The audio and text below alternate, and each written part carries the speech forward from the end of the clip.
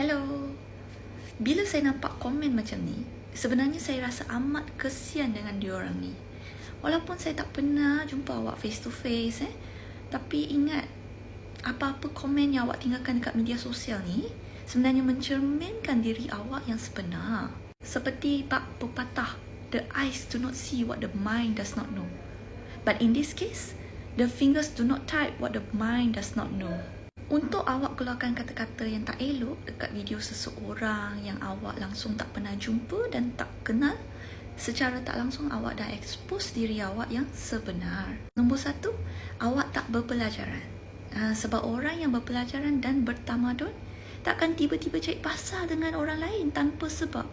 Nombor 2, awak seorang yang tak cerdik. Sebab perkataan sampah tu je yang awak tahu. Cuba panjangkan sikit ayat tu, huraikan, okey? Tak pandai tak apa, belajar. Hari-hari kita belajar benda yang baru. Nombor 3, awak terlalu negatif. Cuba cari positivity dalam negativity awak. Okey? Contoh, kalau awak tak setuju dengan apa yang saya sampaikan dalam video saya, awak boleh komen, saya tak setuju. Atau paling bagus, jangan komen lah kalau awak tak ada benda baik nak cakap. Kalau jari awak tu gatal sangat nak type, cuba gerakkan jari awak tu cari butang blok. Blok saya terus supaya saya langsung tak akan keluar dekat FYP awak. Ni untuk jaga emosi awak juga. Kalau awak bencikan seseorang, awak tak nak orang tu langsung dalam hidup awak kan?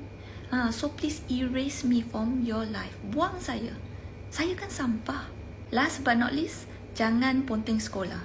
Ilmu tu penting. Kalau tak ada ilmu, inilah yang akan berlaku. Komen yang tak berasas. By the way, sam dengan pah tu dekatkan. Tak payah space. Okey? Pergi sekolah.